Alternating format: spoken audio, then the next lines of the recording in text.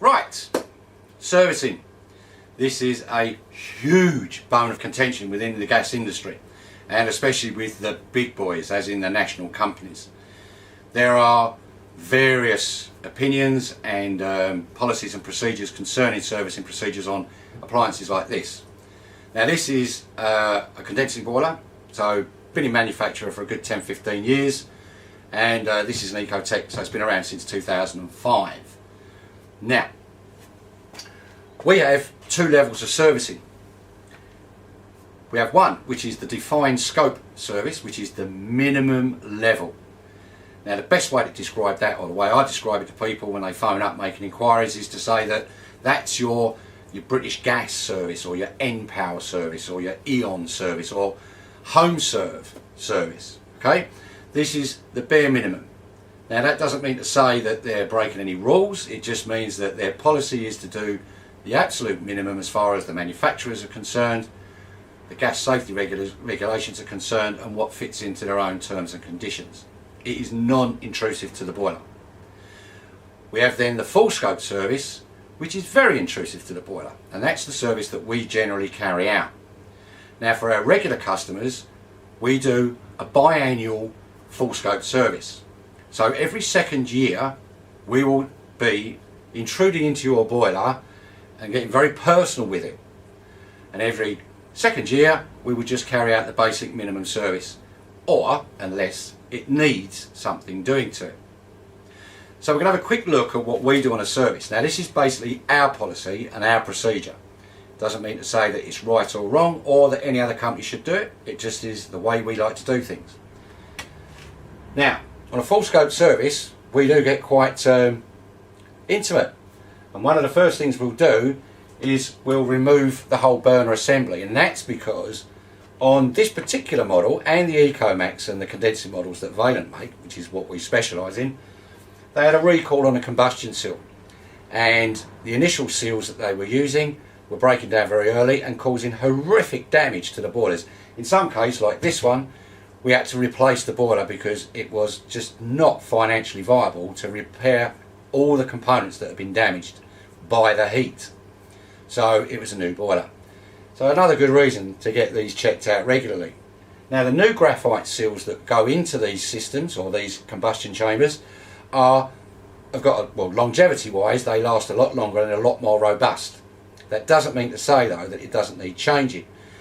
We're just starting to find now with some boilers, not the ones that we've serviced, but boilers that are coming through the system now that haven't been touched or serviced for 4 or 5 years, that the graphite seals are starting to break down quite badly. So realistically that burner needs to come out at least every 4 years, but we do it biannually. So first thing we'll do for the gas side of things is we will remove the burner. Okay, now this will need cleaning. We will also service the ignition system, and more importantly this graphite seal will be replaced. So we'll service all the burner area, replace the seal, and then when we're finished this will go back in.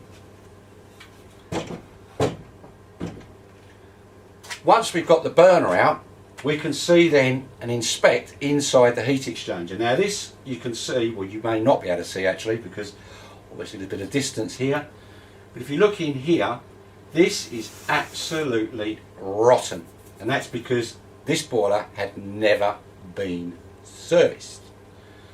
And I can pick out, you might be able to, if I sprinkle that down there, this is blocked solid with sediment and oxides from the combustion process. Again, this has never been inspected or checked or cleaned. So this is one area, again, biannually we will clean out the heat exchanger, make sure all the fins are nice and clear so it doesn't affect the combustion, and we can transfer the heat nice and quickly into the water that's zipping around inside of that heat exchanger. Once we've done all that, we will then reassemble the gas assembly and put it all back together again, and that will be the heat exchanger and burner done. The other thing, again, which is quite critical on this type of boiler, is ensuring that the seal is intact and it's actually made a full seal all the way around the heat exchanger fascia. Once that's done, that's most of the gas side of it completed. we will then drain the boiler. I hear people say, loads of plumbers going, oh, what do we do that for? Well, there's a good reason for that. We'll drain the boiler. That will enable us, A, to take a sample of the water, and we can check to see how clean your heating system is. And if the chemical level seems to be borderline, or perhaps the chemical level is a little bit low in your heating system, we will then inject a top-up dose on that service. So it maintains the cleanliness of your heating system to protect this heat exchanger, because if that gets blocked up, you might as well write the boiler off. Very, very important. Then, while we've got it drained, we remove the digital sensor and we check the filter, clear it, clean it, and if required, if the sensor is badly blocked, which it will be, even on a clean system, sometimes we need to replace that so that we know we're not going to get any horrible or nasty recalls later on, especially in the winter when it's very cold. So that will get serviced and checked in the hydro block.